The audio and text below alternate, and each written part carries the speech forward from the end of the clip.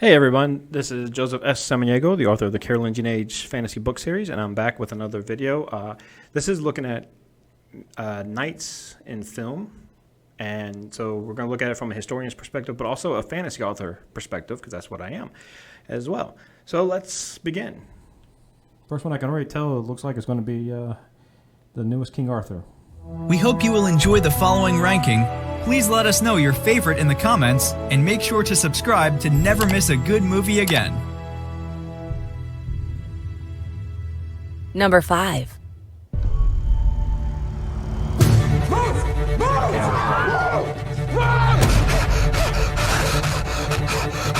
Okay, so first off, so you can't see probably because of what I'm saying, it does say King Arthur, Legend of the Sword. And this scene where they're running through the town and the cinematography around that is just stellar. It's amazing. Love that. Now tell me a story. Tell me every detail.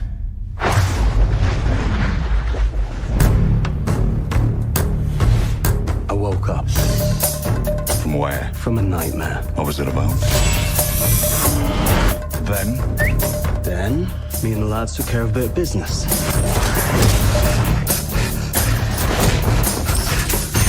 hold up, back up. You've left something out. Are you writing a book? They all lived happily ever after. No, they didn't either. Because for the first time, there's something you don't know. Something nobody told you.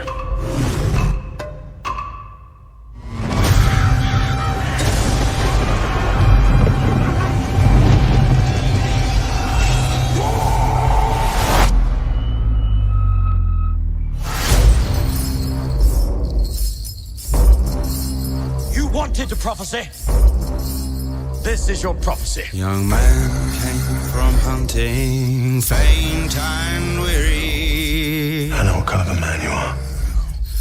What is there, my lord, my dearie? I know your story. Very awesome song, by the way. Behold, the man who pulled sword from stone. I'm not getting drawn into this mess. There's an army of you. There's only one of me. I'll talk. I'm happy to talk, but there is no way that I am fighting. This young man, he died fair soon by the light of the hunter's moon. Not by bow, yet by blade.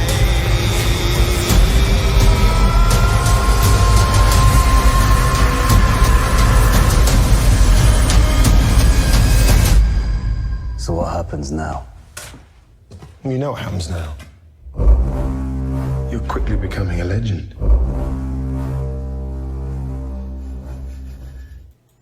Okay, so obviously that's a historical fantasy. I don't even know if historical would be put in there.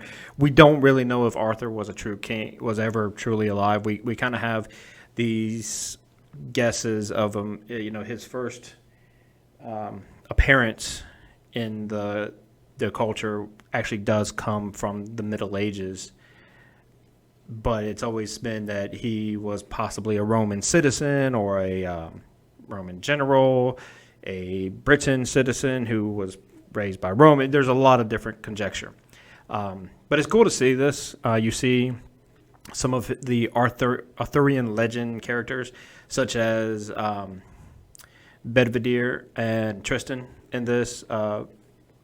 Other historical, pseudo-historical, mythical figures. Vertigen is in there. They have the Earl of Mercia, which kind of, connects it to history in a way. It's not. I mean, it is an Earl of Mercia, but it's kind of like, why would you put that one in there and not say others? So that was kind of weird. The armor and the clothing is very more Renaissance. I saw some of the helms that they were wearing, kind of like the chalet type helms that you would see in Germany and northern Italy, which were more from the 15th, 16th centuries. And so even his gambeson that he's wearing, while they did have gambesons, in the earlier Middle Ages, that one looked a little bit more Renaissance style because it was a little shorter. It didn't go down as far, like towards his thighs and towards his knees. It kind of stopped at the waistline. So that was a little bit more of a later period. But it was something that a lot of folks who didn't have a lot of money would wear for armor. So overall, though, it's a really cool movie. Great soundtrack, great actors in it. They do good. If you're looking at it from a historical perspective, then you're probably not going to enjoy it. If you're looking at it from a fantasy perspective, it's really imaginative and pretty cool. So number 4. Number 4. Be without fear Next tale. in the face of your enemies. Kingdom of Heaven. Safeguard the helpless, even if it leads to your death. That is your oath. Rise and So Kingdom of Heaven is a awesome film as well, with a lot of subtle nuances to it. And I hope they show one of the greatest that they actually cut in some films. If you watch the director's cut, you can see a lot more of it. And it has some of the best acting, too, as well. Liam Neeson being a total gem in this movie. He's awesome, just want to say. But this is a Crusader-style film that he's going on crusade. So let's see what they say. Or Knight! Rise, a knight! Basically united the whole Becomes city. of us. The world will decide. The world always decides. A new world. A better world than has ever been seen. There, you are not what you were born, but what you have it in yourself to be. A kingdom of conscience. Peace instead of war. Love instead of hate. That is what lies at the end of crusade.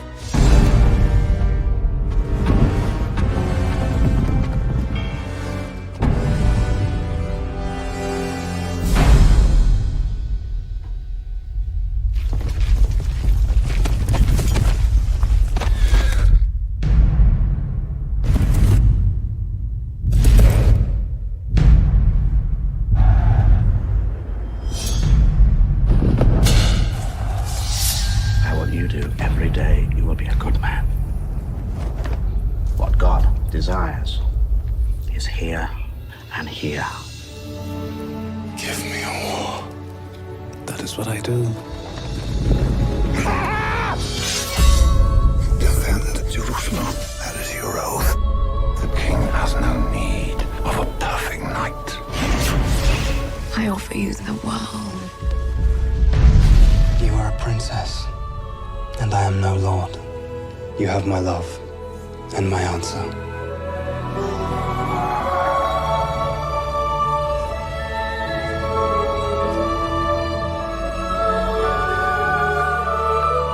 I go to pray.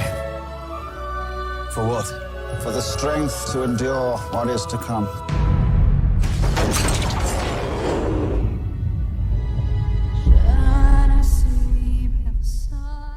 No. Okay, so like I said, another great film.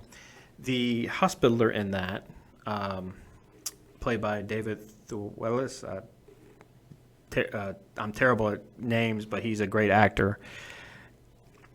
There's a theory going around that he was actually an angel. And it's funny because there's many times, and they even talk about it, and they even kind of show that in the film, that he's, the things he says and just how he appears out of nowhere at times. And like I said, it's more in the director's cut. It's just really amazing because of the fact that the lessons that he's imparting on Balian, who's played by Orlando Bloom, is really important to Orlando Bloom's character and who what he becomes. The costumes in there, the armor that they're wearing is done really well. It definitely has that Norman Frankish look, which would have been reminiscent of the First Crusade. Now, this is after the First Crusade is declared a success, if you want to consider it that way. If you want to look at it from a more realistic point of view, none of them were successful. They were all terrible because They led to a lot of loss of life for really no purpose other than greed. But that's just one historian's personal opinion.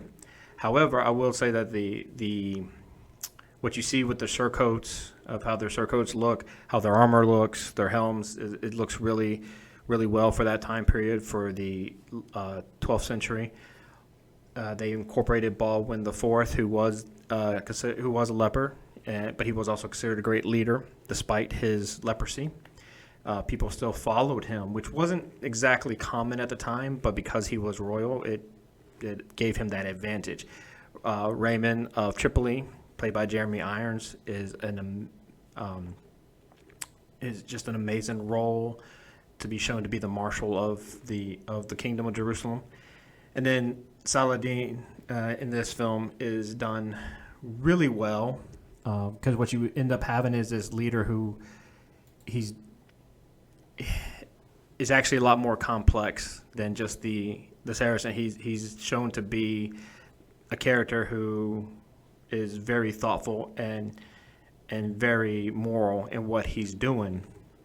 However, Balian's main point of contact for the Saracens is Iman ad-Din, who's played by Alexander Siddig, who is, as we know from, he's been in Game of Thrones. He was in Star Trek Deep Space Nine. He's just an amazing actor himself. But that their counterparts their chemistry was really amazing, really great. So it was a good movie, more historical on this side. So I'm excited to see what number 3 is. Number 3.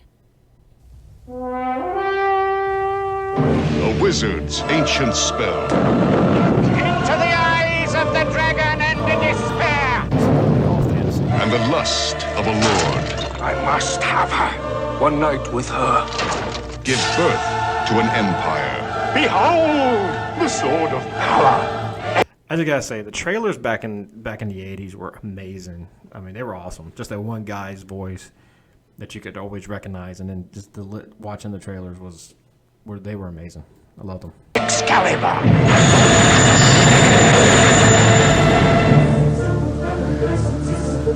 And one thing I didn't mention for the King Arthur film, Legend of the Sword, they showed Excalibur being a Damascus blade. That's been done a few times. It seems like a lot of people want to go with Damascus as being this great metal. It's a Woots type steel, and I mean, there's a lot of people that will say it's superior. We do know that the steel that was being created in Damascus at that time was really renowned, and even the recipe for true Damascus is lost, kind of like the Valerian steel that we think of with Game of Thrones.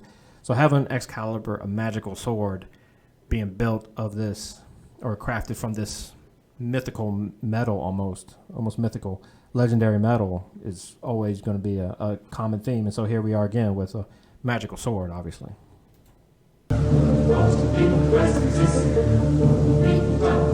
The future has taken root in the present. It is done.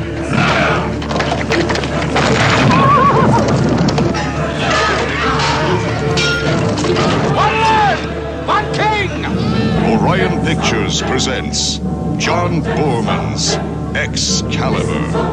Knights of the Round Table, we shall always come together in a circle to hear and tell of deeds good and brave.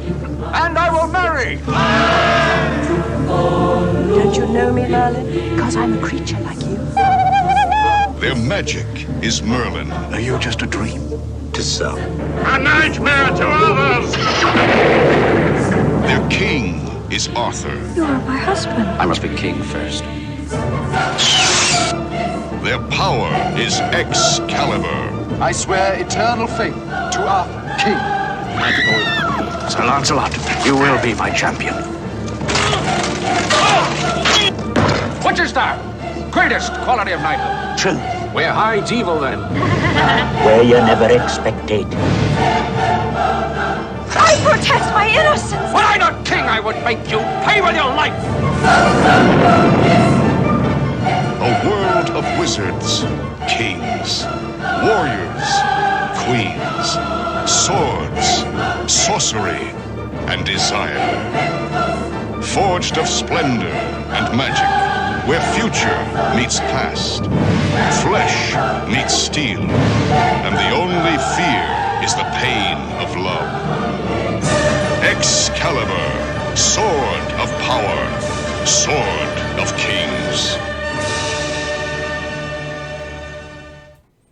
Now, how often have we heard that song and things? I was thinking, the movie Glory had it at in the final charge, and they're battling. But yeah, that's always a very powerful song for epic stuff. Yeah, Excalibur, obviously that was a fantasy film. It was nothing. It was more geared towards the medieval Arthurian chivalry legend of chivalry, courtly love, and knighthood, which it even contradicts a lot of that. The rules of chivalry are contradicted by Lancelot and a few others. Very, very heavy fantasy, but still, for what it is kind of a cool movie. So sure, why not? Number 2. There we go. Nice Tale. I would have been pissed if this was not on here. Like, catching it like it's a basketball and or a soccer ball going out to the stands. It's awesome. I'll be a knight. Yes, William. If he believes enough, a man can do anything. We could do this. In 1 month, we could be on our way to glory and riches none of us ever dreamed of.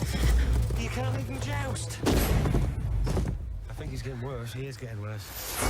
And I won't spend the rest of my life as nothing. You have to be of noble birth to compete. So we lie. My lords! Not necessarily. You had to be noble to compete, not maybe of noble birth. My ladies, I have the pride, the privilege, nay, the pleasure of introducing to you a knight, sired by knights. William Thatcher didn't make the rules. He was born I've waited my whole life for this moment. to break them. Yes! Thank you, I'll be here all week. Well, that was different. And you are? Ulrich von Liechtenstein from Gelderland. Ulrich von Gelderland is, if I'm not mistaken, is like in the Netherlands. Liechtenstein. I would have him win my heart. You're my favorite knight. He's won 4 tournaments in a row. On a horse, that man is unbeatable. You're just a silly boy with a horse and a stick. It's called a lance. Hello? If the nobles find out who you... He, Paul Bettany, and Mark Addy made the film. They were just awesome. I mean, Heath Ledger's just, obviously he was amazing too, but the other three were just perfect. You are, there'll be the devil to pay. And pray that they don't. Ulrich von Liechtenstein is not who he appears to be. They're going to arrest you. 12 royal guards. I love you. There's nothing else to do. Run, and I will run with you. I will not run! I'm a knight. I'm here to compete. Let's dance, you and I.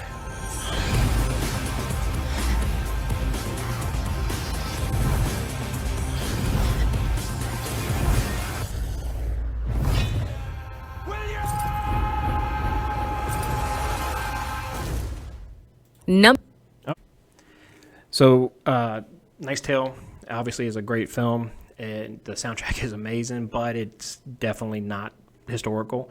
But it just adds to that uniqueness, and it adds to the character of the film because it just works so well with it. And the armor that you see and the clothing is pretty spot on for the 13th century. Clothing maybe a little bit more extravagant or a little bit more fanciful than what you would see in the 13th century for some people. But it still kind of keeps with that theme of the medieval theme. The armor actually is pretty good. The jousting scenes are pretty good for what you could do in 2000 with jousting. They even talk a little bit about jousting. Adamar and his herald are kind of giving a little tutorial for a few minutes there, talking about the way the heads move and the way the armor is built for safety and just for functionality. So that's actually pretty cool. You see some medical devices in the film that that you really, you don't get to see unless you actually study history, because they're just never really incorporated. And so it's pretty cool. Ulrich, Heath Ledger's character, is actually a composite, it seems. Some people agree, some people don't.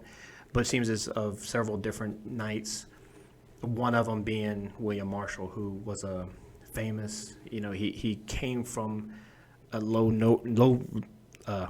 noble family and worked his way up. Obviously, we know him to be the marshal of several kings of England, but he also did it through tournaments. If you want to see more jousting, I would actually say the Amazon series of El Cid shows a 11th century joust, and the difference is night and day. So it's pretty cool to see that. But until then, in fact, I might do a reaction for El Cid because it's pretty cool. Let us check number 1. Number 1. Once in a lifetime, there comes a motion picture which changes the whole history of motion pictures. Fantasy. A picture so stunning in its effect, so vast in its impact, that it profoundly affects the lives of all who see it. One such film is... Very good, thank you. Yes, thank you. Next, please.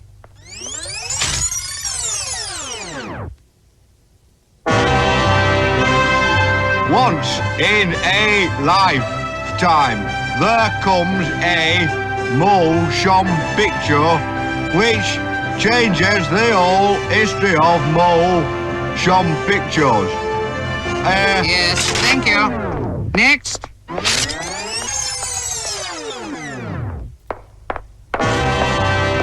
Once in a lifetime! Go away. What? Next. What's wrong with my voice? My voice is alright, my brain is wrong.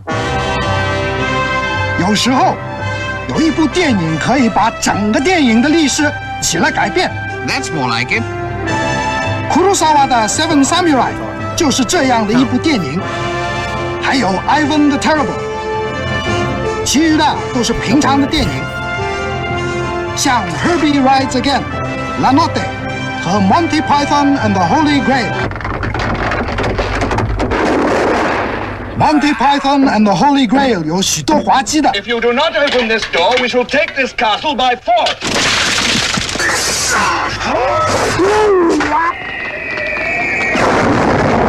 We're knights of the round table, we dance when we're able. We do routine to call a scene. 故事紧张。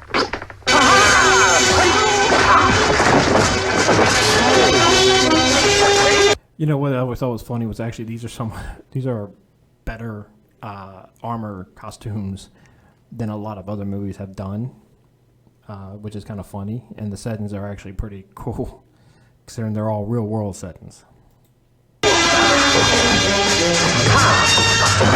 One day, lad, all this will be yours. What, the curtains? Run away! 还有一些不花许多钱的危险张面。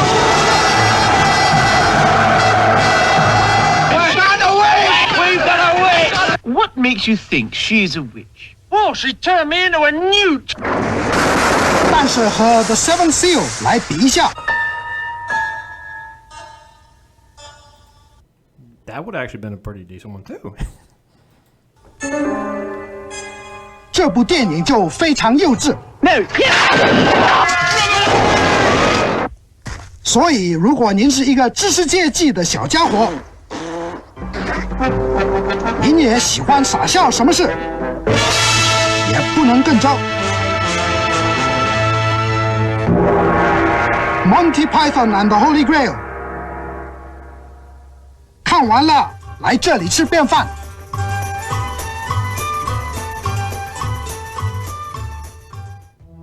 Do you agree with our list? Please let. Okay, so yeah, obviously that's a comedy. It's very fanciful, Yeah, so they're getting into fantasy. So we got 3 fantasies and 2, kind of more historical. Yeah, Monty Python. You can't go wrong if you're looking for comedy, but like I said, the armor in that actually looked pretty decent compared to what you see in a lot of other films. It definitely wasn't historically accurate for a Arthurian story, but it was accurate enough for a medieval story. I mean, those types of helms you would see in the 12th century more of 12th, 13th centuries than you would see in, Arthur was supposed to have been in like the 6th, 7th century prior to the Viking Age. So obviously, you got to take some of the fanciful with the historical sometimes, especially when you deal with Arthur stories and things like that. And the Holy Grail stories, which were predominantly Arthurian, so that's why I'm saying that.